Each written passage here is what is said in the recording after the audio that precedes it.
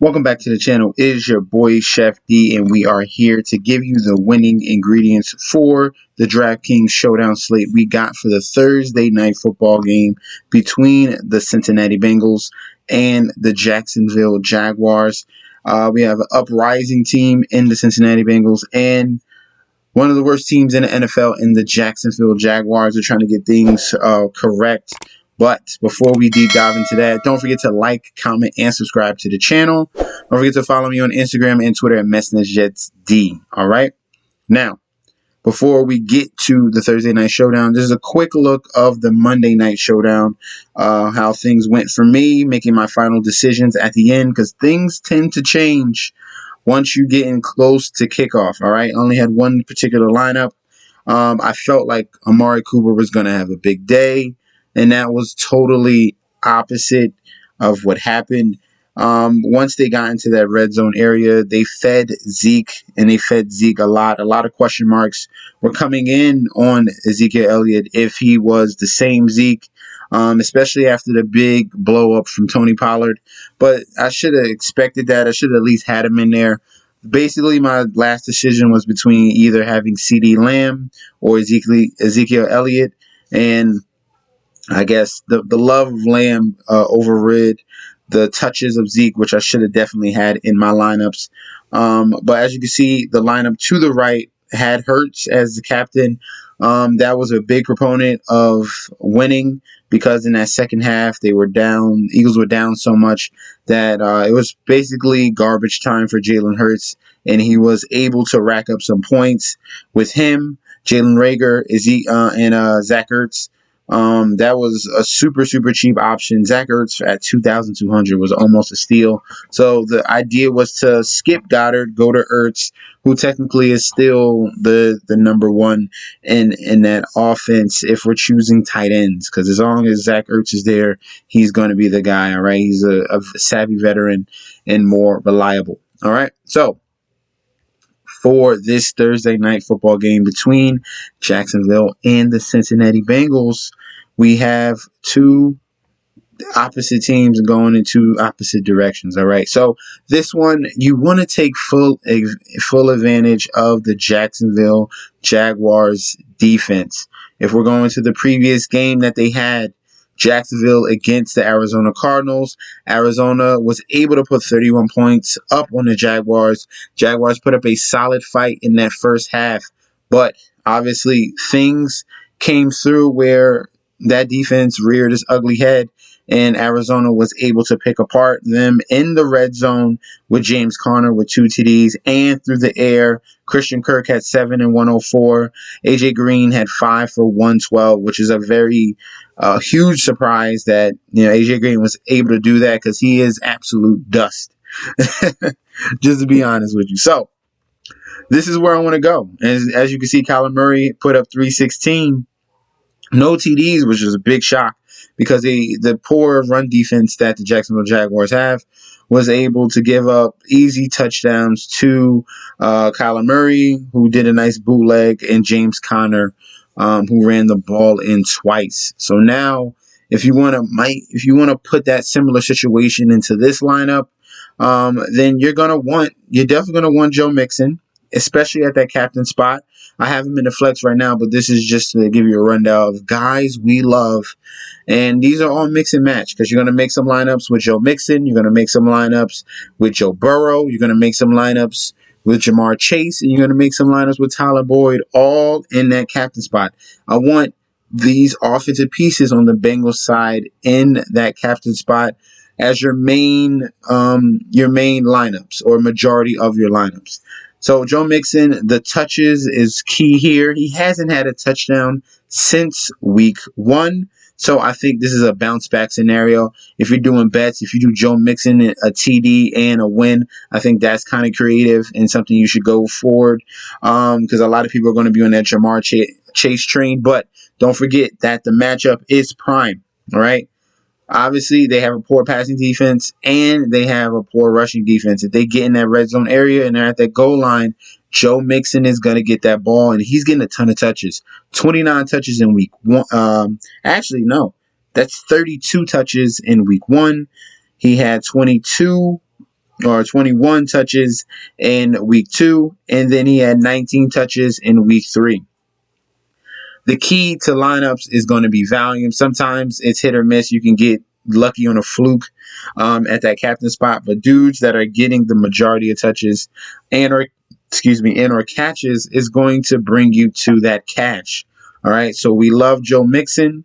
The next guy we can go with is going to be Joe Burrow, who was able to get 3 touchdowns last week, got you an interception, still has not broken that 20 fantasy point threshold, but this is a week he can. All right, we go back to the matchup. Jacksonville Jaguars passing defense is 28th ranked. So the fact that they just gave away one of their young corners in C.J. Henderson in a trade to the Carolina Panthers. They got back Dan Arnold. This is a situation where we have a hampered Jacksonville Jaguars secondary, and Joe Burrow can take full advantage of it with Tyler Boyd, with Jamar Chase, and those guys that they do have. So I like Joe Burrow to have a bounce back. I like Joe Burrow to get over 20 fantasy points. All right. So he has to be either in your flex or at the captain, and then you can go on to your next step. Trevor Lawrence, we'll speak about him. I really don't like him. It's a certain scenario if you see Cincinnati Bengals up big and Trevor gets in that cleanup mode and racks up some points that way. But the turnover problem going up against another very good defense in the Cincinnati Bengals, who's played very, very well in the first 3 weeks. Turnovers is going to rear its ugly head. He had 3 in week 1, 2 in week 2, and 2 in week 3, plus 2 fumbles lost. So if we add the factor that the Cincinnati Bengals defense is better and that they're home, we can see some lines or some scenarios where they get Lawrence flustered and get some short fields for their offense and turn that into quick and easy points. I don't think this is the game where you see a big breakout for Trevor Lawrence. If you want to get real creative, then you can throw him there in lineups, but I'm going to stay away. I'd rather play that Bengals defense and pair it with Joe Mixon and have that type of stack in your lineups. Jamar Chase, we just spoke about. We like him. We want him in either flex or captain. He has been plus, man. The controversy between him and Penei Sewell, I think can go right out the window because he has performed. He has 100% performed. Him and Joe Burrow have not lost a beat together. The injury to T. Higgins is going to be huge. So you're going to see more targets for Jamar Chase and Tyler Boyd for this game on Thursday. And at 10,200, this is absolute steal. 23 in week 1, 13 in week 2, and another 22 in week 3. As long as he's getting in that end zone, hopefully we get another 100-yard game. We haven't gotten that in 2 weeks, but 100 yards and a touchdown is something I can see against this very poor Jacksonville secondary. That the acquisition of Shaquille Griffin hasn't really done much for them, and I don't really see anyone that can stop these 2 weapons that they have. So another guy we're going to go to is going to be Tyler Boyd at 7,400. If you want to be a little bit more contrarian, go with Tyler Boyd over Jamar Chase. That's a solid choice. He will work the middle of the lanes for Joe Burrow. Very sure-handed wide receiver. This is going to be the receiving target guy right here. He should be in the lead for Thursday's game, getting the majority of the receptions. And then you'll see Jamar Chase probably do the big plays. That's how I think it should work out. You got Joe Mixon working in the middle. They didn't really use C.J. Uzomah a lot, maybe sparingly. He'll get a couple targets here and there. But I think they can really, really pound the ball with their offensive line and run it. But if you need a sneakier option at wide receiver, Tyler Boyd can be that guy. All right, at 7,400. Some guys we want to bring it back with because it's looking like a Cincinnati Bengal onslaught. It will be a James Robinson. So if the Jacksonville Jaguars are down, this is a scenario where you can use James Robinson. He is a good receiving back and running back. The key to Jacksonville playing a little bit better in that first half against Arizona was getting that run game established. At 9,400, he was able to do 15 rushes, 88 yards, and a TD. Also, 6 receptions for 46 yards. So that's that's a positive from the first 2 weeks where he was struggling. And this is definitely someone you can go towards in your lineups if you want to bring it back with a Jacksonville Jaguar. Some other Jacksonville Jaguars that I do like, I'm not really looking at DJ Shark and Chenault. Definitely not Chenault, but if I'm choosing the two out of Shark and Marvin Jones, I'm choosing DJ Shark. He tended to be the red zone guy for Trevor Lawrence, and in 2 out of the 3 games he has gotten a touchdown. More of the targets and more receptions have gone to Marvin Jones, but this is a game where he might be struggling against this very good secondary. He's going to get the receptions. The question is he going to get in the end zone? But at that range, if you're looking between, you're already paying up for Burrow and Mixon and Chase, most likely 3 out of those 4 guys, or Tyler Boyd, and you might not have enough salary for Marvin Jones. You're going to have to get creative. So I'm staying away from those pass catchers, Jones and Chenault. I would lean to DJ Chark out of those 3 if I had to choose out of that trio. Because, like I said again, this is Jacksonville at Cincinnati, a very good defense. And the turnover proneness from Trevor Lawrence, it's going to take some time and build up some more chemistry. So some cheaper guys, some sneaker guys at the bottom. I think a really sneaky guy or sneaky selection will be that Bengals defense at 5,600.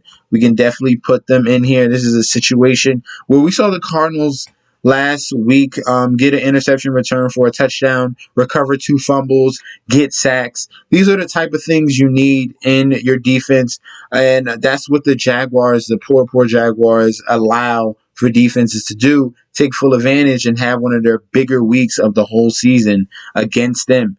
And the Cincinnati Bengals can do that. They intercepted Big Ben. They had him struggling, only allowed 10 points against the Steelers. They shut down the Bears and only allowed 17. And they're able to get to the quarterback. 4 sacks in week 3, 3 sacks in week 2, and 3 sacks in week 1. So something I'm looking forward to, especially going up against a poor offense in the Jacksonville Jaguars. So the Bengals defense is going to be in play. Not looking at the Jaguars defense. Definitely not looking for the Jaguars kicker. If they can't move the ball, he's not really getting any, options to kick field goals because they're down so much they have to go for touchdowns, and that only leads to extra points. So we're not going to go there. McPherson can be an option at 5,700 if you don't decide to go with the defense and around about the same price. Because like I said, you see the Bengals moving the ball up and down the field. Their defense might lead into some better situations for their kicker. If they can't get that, 3rd and goal or 3rd down situations down, they'll bring out the kicker, and then McPherson can be a guy that can put up double digits for your lineups. Another sneaky option. Let me take out Jamar Chase so I can fit in these guys. I got 2 sneaky options left for you, and this is going to be on the Jacksonville Jaguars side. If you decide not to go with James Robinson, you can go with Carlos Hyde. I want to see more receptions, which he did in week 1, but he did get a lot of carries in week 3, 8 for 44. Definitely was a bright spot for him. If you needed a cheaper option, maybe he gets some work in a blowout scenario and he's getting just dump off passes, just cheap end game things where they're down big and Carlos Hyde is racking some points at the end of the game. That's the scenario I see him in. But the absolute best cheap play of the slate will be Jacob Hollister at 1K. I think this can be a very sneaky option because they just traded for Dan Arnold on Monday and they have a football game on Thursday. I don't think I do not think Dan Arnold will be ready or up to speed with the total offense of the Jacksonville Jaguars by Thursday. He'll probably play in a secondary role. They've been going with Jacob Hollister at the tight end position with James Shaughnessy out on the IR. Jacob Hollister was the number one tight end, and he can get some cheap points. He had 6 targets, 2 receptions, and 15 yards receiving. This is definitely a sneakier option to have. He was getting 68% of the offensive snaps, and that's what I like to see. So almost way more than half of the snaps. And one of the better options for the offense, just a cheap, sneaky option. Maybe he gets a touchdown. Maybe he gets a couple cheap catches here and there to fill in that bottom spot. But if we're looking for someone that has some upside that's going to be on the field, Jacob Hollister is that guy, because yet again, they just traded for Dan Arnold, and he should not be up to speed for the Jacksonville Jaguars game on Thursday in 2 days, in 2.5 days. We'll see, but I think this is a decent shot that Hollister can be a guy at that bottom spot, okay, in that flex. Maybe if you want to get super creative, you put him in that captain, and you can literally load up on each and every expensive guy on Cincinnati and even the Jacksonville Jaguars. You can literally go, like you see right here, Mixon, Burrow. You can put Jamar Chase. You can bring it back with James Robinson, and you could throw in another expensive guy. You can probably afford Tyler Boyd as well. So those are going to be the options for the Thursday night showdown we got going on between the Jacksonville Jaguars and the Cincinnati Bengals. Comment down below if you think you like my ideas. If you have any other suggestions, comment down below. I'll be ready to listen and watch and comment. Continue to go back and forth. I like the feedback that I'm getting. Also, don't forget to like, comment, and subscribe to the channel. We are 451. The next goal is 500. Thank you guys for tuning in. Follow me on Instagram and Twitter, MetsNetsG, MetsNetsJetsD, and peace out.